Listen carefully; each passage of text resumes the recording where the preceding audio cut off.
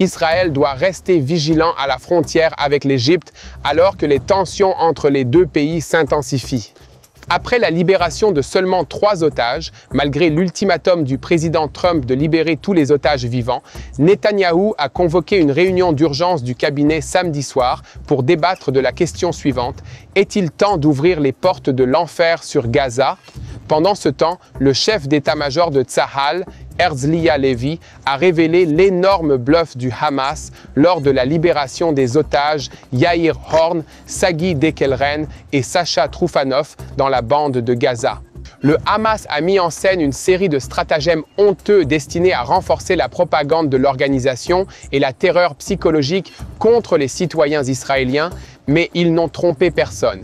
Nous allons décortiquer le mal absolu du Hamas, son stratagème dégoûtant contre Einav Zangoker, la mère de l'un des otages, et contre les otages eux-mêmes. Nous analyserons également à chaque instant les images émotionnelles, le sentiment de perte et les questions persistantes sur l'achèvement de la phase A de l'accord. Mais avant même d'avoir répondu à cette question, les médiateurs augmentent déjà la pression pour entamer les négociations de la phase B de ce cessez-le-feu. Selon l'accord conclu entre le Hamas et Israël, les négociations sur la phase suivante devaient se terminer à la fin de la semaine prochaine, mais elles n'ont pas encore commencé. Cependant, Israël a une fois de plus fait un effort significatif pour essayer de faciliter la vie des civils à Gaza en apportant des caravanes ou de petits espaces de vie mobiles à placer à Gaza en coordination avec les Américains.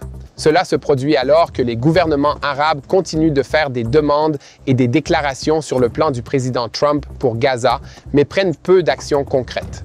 Pendant ce temps, des célébrations éclatent dans les villes palestiniennes de Khan Younes et de Ramallah, alors que des terroristes libérés des prisons israéliennes arrivent et brûlent rapidement les chemises dans lesquelles ils ont été libérés parce qu'elles étaient décorées de l'étoile de David. En échange de la libération de Sagi Dekelren, Sacha Troufanov et Yair Horn, Israël a libéré 369 terroristes, dont 36 purgèrent des peines de prison à vie. Si nous nous concentrons à présent sur l'arène nordique, un drame s'est également produit au Liban. Un avion iranien transportant des armes et des munitions destinées au Hezbollah a été contraint par Israël de rebrousser chemin au lieu d'atterrir à l'aéroport international de Beyrouth. Au cours du week-end, un autre agent sino-Hezbollah a été éliminé par une frappe aérienne israélienne, de même que certains de ses hommes de main. Des drones ont également été tirés sur le territoire israélien depuis le Liban au cours du week-end, mettant ainsi à l'épreuve l'accord de cessez-le-feu. Pendant ce temps, les forces israéliennes se sont efforcées, au cours du week-end, d'étouffer les célébrations liées à la libération de terroristes dans le nord de la Samarie, alors que les opérations de sécurité se poursuivent dans cette région. Enfin, une frappe aérienne américaine inhabituelle a eu lieu à Idlib, dans le nord-ouest de la Syrie, au cours du week-end, visant probablement un haut responsable régional d'Al-Qaïda ou d'ISIS. Nous avons beaucoup à dire aujourd'hui, alors plongeons dans les détails.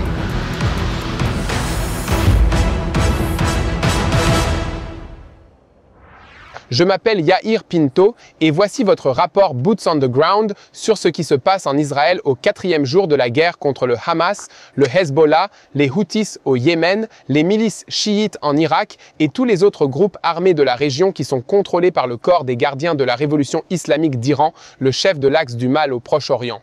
Avant de commencer, je vous invite à vous abonner si ce n'est déjà fait, afin de rester à l'écoute de la vérité et de ne jamais manquer un autre épisode de Boots on the Ground. Tout au long de la semaine dernière, Israël a géré une crise de libération d'otages sur 2 voies parallèles. D'une part, il a apporté un soutien public à la demande du président américain Donald Trump de libérer immédiatement tous les otages, mettant ainsi en péril l'ensemble de l'accord. D'autre part, il a tenté d'ouvrir la voie à la poursuite de la libération des 9 derniers otages vivants qui étaient censés être libérés dans le cadre de la phase A. Samedi, un pas a été franchi dans la seconde voie puisque 3 otages ont été libérés conformément au plan initial.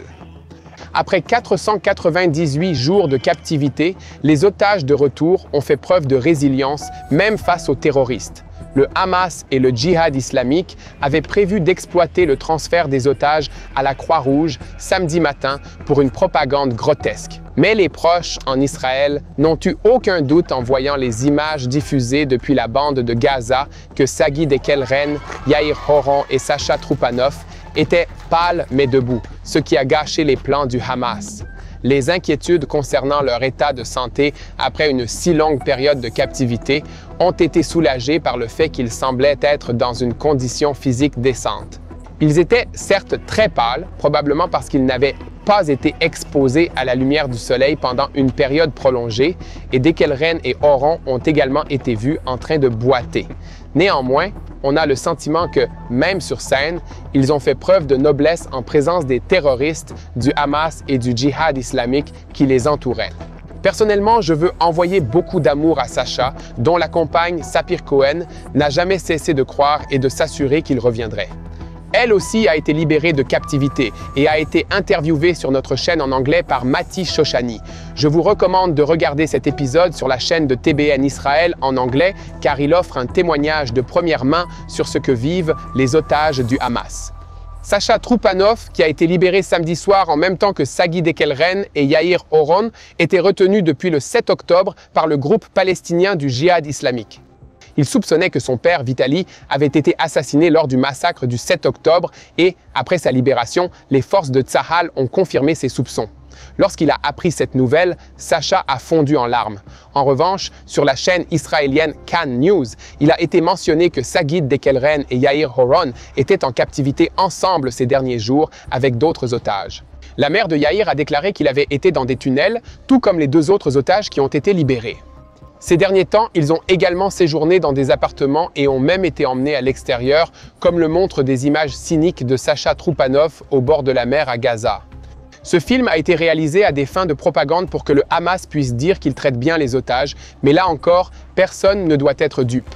En ce qui concerne la propagande destinée à véhiculer un faux récit, dans certains films et images de Kan News de samedi, on peut voir que le Hamas et les terroristes du djihad islamique sont armés de matériel de Tsahal et portent des uniformes de Tsahal ainsi que d'autres équipements militaires israéliens tels que des gilets, des chapeaux de camouflage et bien d'autres.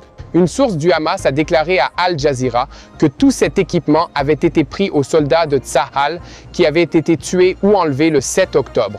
De plus, les 3 otages ont été amenés au centre de libération de Ran Younes dans un véhicule israélien que le Hamas avait pillé dans la zone frontalière pendant le massacre. Autre astuce de l'organisation terroriste, le Hamas a placé un sablier sur la scène de libération à côté d'une photo d'Einav Tsangaoker et de son fils Matan avec la légende « Le temps est compté ». Sur les photos publiées, on voit Yair tenir le cruel sablier destiné à Einav. Et un autre rapport indique que Sagui Dekelren a reçu du Hamas un cadeau sous la forme d'une médaille d'or pour marquer la naissance de sa fille il y a environ 1 an, alors qu'il était encore en captivité.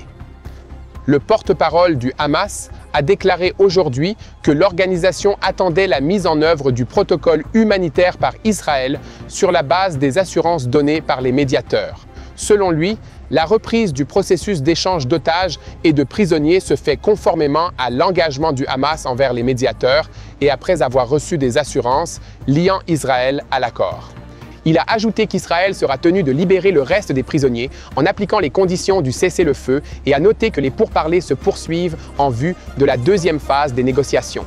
Au milieu de tout cela, le chef d'état-major de Tsahal, le lieutenant-général Herzi Halevi, s'est exprimé samedi en s'adressant directement à une unité de commando Shayetet 13, mais indirectement à l'ensemble de Tsahal. Il a déclaré « Ne vous énervez pas trop à propos des vidéos montrant des terroristes du Hamas en uniforme lors d'une cérémonie de libération d'otages à Gaza. Ce sont les mêmes qui, jusqu'au cessez-le-feu, avaient peur de vous affronter. Ont caché leurs uniformes, se sont assis en civil dans une tente à Mouassi. Après le début du cessez-le-feu, ils ont repassé l'uniforme, sont ressortis et se sont tenus debout sur la scène, la poitrine gonflée. Lorsque nous reviendrons, ils se souviendront de qui nous sommes et de qui ils sont. C'est ainsi qu'il faut voir les choses. Nous avons une marge de manœuvre, nous avons de la force, nous avons une colonne vertébrale et beaucoup de détermination. Et cette chose est construite à partir de la base et du sommet. Et si nos instructions, nos ordres et vos actes se rejoignent le long de cette chaîne de commandement, personne ne peut la briser. Par ailleurs, il convient de noter que même si la phase d'hier s'est déroulée comme prévu et qu'Israël a renoncé à exiger la libération de tous les otages en une seule fois, La feuille de message israélienne n'indique pas encore que les choses se passent comme d'habitude. Un haut responsable politique a déclaré il y a 2 jours qu'à l'échelon politique, on travaillait en pleine coordination avec les États-Unis pour sauver le plus grand nombre possible d'otages vivants le plus rapidement possible. Et qu'ensuite, toutes les options restent ouvertes. Dans le même temps, le bureau du Premier ministre a annoncé ce soir que Netanyahou avait l'intention de convoquer prochainement un cabinet de sécurité politique pour décider des prochaines étapes d'Israël, ajoutant que la libération des 3 otages hier était due à la combinaison du renforcement des forces de Tsahal autour de la zone de Gaza et de la position ferme du président Trump. À ce sujet, seuls 3 otages ont été libérés samedi de cette captivité brutale, malgré la menace américaine selon laquelle Israël pourrait ouvrir les portes de l'enfer si tous les otages restants n'étaient pas libérés immédiatement. On ne sait toujours pas si Israël saisira cette occasion de reprendre le combat et de vaincre résolument le Hamas avec le soutien du président américain Donald Trump. Avant de nous pencher plus avant sur la manière dont l'appareil diplomatique israélien influencera l'état de la guerre sur le terrain et la poursuite de la libération des otages, je voudrais vous demander de continuer à diffuser la vérité sur ce qui se passe en Israël. Partagez nos vidéos sur YouTube et suivez-nous sur les réseaux sociaux. Et surtout, n'oubliez pas de cliquer sur le bouton d'abonnement si vous ne l'avez pas encore fait. Les pays médiateurs accentuent la pression sur Israël et le Hamas pour qu'ils entament des négociations en vue de la 2e étape de l'accord sur la libération des otages et Israël doit donc commencer à mener sérieusement des négociations en vue de la prochaine étape. Selon l'accord, les négociations devaient se terminer à la fin de la semaine prochaine, mais elles n'ont pas encore commencé. Dans le cadre des préparatifs de la prochaine étape, le secrétaire d'État américain Marco Rubio est arrivé en Israël samedi soir. À la suite des réunions de haut niveau qui se sont tenues au cours du week-end, les responsables israéliens ont annoncé qu'ils souhaitaient passer aux phases suivantes de la libération des otages et les médiateurs seraient en train d'y travailler. Mais cela nécessitera une compensation de la part d'Israël. Entre-temps, un fonctionnaire israélien a expliqué que le président Trump souhaitait modifier l'accord afin qu'il porte son nom et son empreinte. Cela comprend à la fois les efforts visant à avancer le calendrier des phases suivantes et la tentative de modifier la phase B afin qu'elle ne comporte pas de phase mais qu'elle libère tous les otages en même temps. Pour mieux comprendre l'évolution diplomatique de la situation, notre analyste principal du Moyen-Orient, Mati Shoshani, va nous donner des détails. Merci Yair. Oui, Israël se trouve dans une situation très particulière, étrange et délicate à la fois. Voyons donc ce qu'il en est. Pour la première fois depuis longtemps, nous sommes poussés à suivre d'autres pays, notamment les États-Unis, qui nous demandent de faire preuve d'une plus grande fermeté contre le Hamas et ses terroristes. Vous pouvez donc vous demander de quoi nous parlons ici. Ainsi, au cours des 2 dernières semaines, et plus particulièrement la semaine dernière, le président Trump a poussé l'administration israélienne publiquement, nous demandant de faire preuve de la plus grande fermeté possible, affirmant publiquement que la tolérance zéro serait appliquée. En cas d'hésitation des Palestiniens à restituer tous les otages du côté du Hamas et de la bande de Gaza. Dans le même temps, Israël s'est engagé à conclure un accord de cessez-le-feu prévoyant un processus échelonné de libération de tous les otages. D'une part, nous nous réjouissons de l'invitation à intervenir avec force dans l'agenda palestinien face aux terroristes du Hamas dans la bande de Gaza. Mais d'un autre côté, nous voulons respecter l'accord. Nous ne voulons pas faire exploser l'accord, pas au sens propre, bien sûr, mais au sens figuré. Nous voulons le mener à bien comme prévu. Nous voulons prendre notre temps dans les négociations. Le Premier ministre israélien, Netanyahou, n'était pas tout à fait prêt pour ce qui se profilait à l'horizon. D'une part, c'est une bonne chose pour nous. D'autre part, nous devons avancer avec prudence, car nous ne voulons pas perturber la situation actuelle. Permettez-moi de vous rappeler à tous qu'en Israël, la question de la libération des otages est d'une importance cruciale. Les gens sont très sensibles à ce sujet. Tous les week-ends, la nation entière est assise devant sa télévision, son smartphone ou son ordinateur, dans l'attente de voir les otages sortir de captivité. C'est pourquoi toute idée susceptible de perturber l'équilibre très délicat qui a été atteint avec le Hamas, avec l'aide, bien sûr, de l'administration Biden sortante et de l'administration Trump entrante, tout ce qui pourrait mettre en péril la stabilité de cette relation. Et rappelez-vous, nous avons encore quelques semaines de libération d'otages supplémentaires. Tout ce qui pourrait perturber cela est très contrariant pour le peuple israélien. Ce qui est intéressant, c'est que l'administration Trump appelle de facto Israël à violer les termes de l'accord de cessez-le-feu. Nous continuons à jouer la délicate danse du pouvoir et des relations que nous devons toujours mener au Moyen-Orient. Le Premier ministre Netanyahou et son cabinet vont devoir faire preuve d'une grande prudence et se montrer suffisamment légers pour ne pas perturber l'accord avec le Hamas et suffisamment légers et respectueux pour continuer à entretenir de bonnes relations avec la nouvelle administration Trump. Voilà où nous en sommes exactement. Nous sommes face à un nouveau Moyen-Orient en matière de relations. Nous voyons une administration américaine qui est plus disposée que jamais auparavant, du moins de mon vivant, pour autant que je m'en souvienne, à prendre des mesures décisives pour remodeler l'équilibre des pouvoirs au Moyen-Orient, à agir rapidement et au nom de l'État d'Israël. Quelque chose que je trouve très intéressant dans toute cette chaîne d'événements, c'est que le président Trump et l'administration américaine ont publiquement pris position aux côtés du peuple d'Israël. Et ce n'est pas seulement une déclaration générique du genre « nous sommes aux côtés d'Israël, nous nous soucions du peuple d'Israël, ils ont le droit de se défendre ». Il s'agit d'une déclaration publique selon laquelle, quels que soient vos besoins, quels que soient les besoins de votre peuple, quelles que soient les actions ou le soutien nécessaire pour assurer la sécurité de ce pays, pour vous permettre de vous défendre, quels que soient ces besoins, vous avez notre soutien sans équivoque pour les satisfaire. Nous sommes donc dans la meilleure des périodes en ce qui concerne les relations avec l'administration Trump. Absolument les meilleurs moments. Et en même temps, c'est une situation très délicate. Et je dirais simplement, comme toujours, que c'est une période délicate pour être au Moyen-Orient. Il y a donc une prochaine phase de négociation. Nous sommes en quelque sorte à la fin de la phase numéro 1 de l'accord de cessez-le-feu avec le Hamas, l'une des 3 phases prévues. La 3e phase est en quelque sorte l'accord à long terme. L'un des principaux éléments qui restent à débattre et à discuter au cours de la prochaine phase des négociations entre Israël et le Hamas est la quantité d'aide humanitaire qui sera acheminée et la rapidité avec laquelle de nouvelles structures et de nouvelles maisons seront construites dans la bande de Gaza. Le Hamas souhaite que cela se fasse rapidement. Il veut montrer une image, une victoire, où il contrôle la bande de Gaza, où il est en possession des principaux biens, où il est celui qui apporte le bien, l'aide et les bénéfices à la population.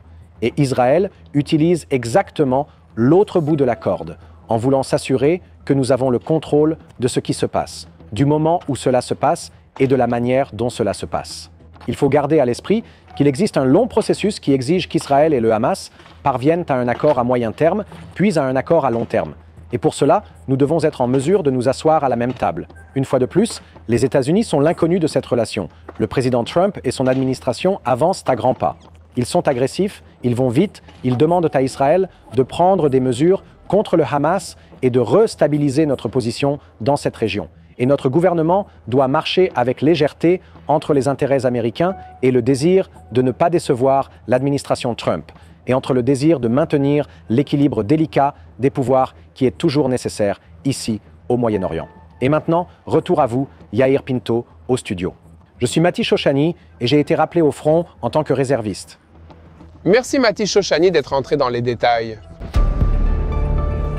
De retour en Israël, comme à chaque étape de l'accord, samedi, des centaines de prisonniers palestiniens ont également été libérés des prisons israéliennes en échange de la libération de Sacha Troupanov, Sagi Dekelren et Yair Horon.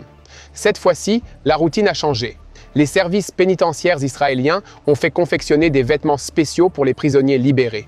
Les nouvelles tenues comprenaient des t-shirts portant l'étoile de David et l'emblème de l'administration pénitentiaire israélienne, ainsi que la légende qui disait en arabe « Nous n'oublierons pas et nous ne pardonnerons pas ».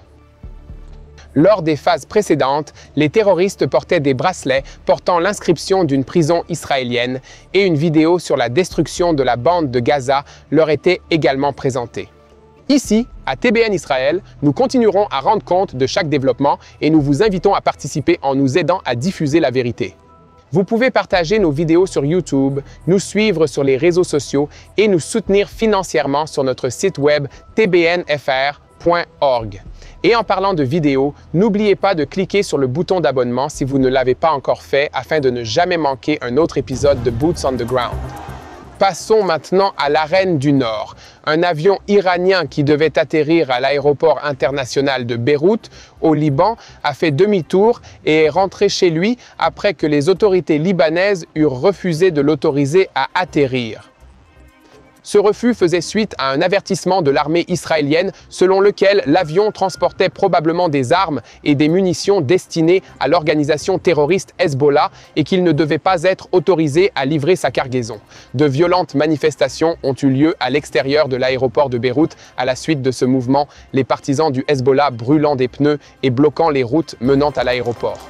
Les partisans du Hezbollah ont même attaqué des véhicules des Nations Unies qui tentaient d'emprunter la route, blessant gravement au moins 2 soldats de la paix. Dans le même ordre d'idées, un nouvel itinéraire a récemment été découvert pour le transfert de valises contenant des milliards de dollars de l'Iran vers le Hezbollah au Liban. L'argent arrivait à l'aéroport international Rafik Hariri à bord d'avions iraniens et, selon l'unité arabe du porte-parole de Tsahal, le colonel Aviray Aderi, les avertissements qu'il a donnés selon lesquels l'aéroport pourrait devenir une cible militaire légitime pour Tsahal si ce trafic se poursuivait ont été pris au sérieux. Par ailleurs, au cours du week-end, les médias arabes ont rapporté qu'un drone israélien avait frappé un véhicule dans le village de Djarjouk, dans le sud du Liban. Le terroriste éliminé était directement impliqué dans des violations répétées de l'accord entre Israël et le Liban, notamment dans des opérations de lancement de drones en territoire israélien.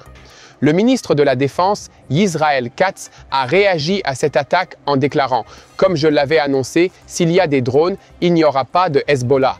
Nous ne permettrons pas que des drones soient lancés en direction de l'État d'Israël. » À cet égard, il est important de rappeler que ces dernières semaines, les services de renseignement militaires israéliens et la direction des renseignements de l'armée de l'air ont surveillé les tentatives de reconstruction de l'unité aérienne du Hezbollah qui a été durement touchée pendant cette guerre. Ici, à TBN francophone, nous continuerons à rendre compte de tous les développements dans l'arène libanaise, en particulier lorsque la première phase du cessez-le-feu entre Israël et le Liban s'achèvera.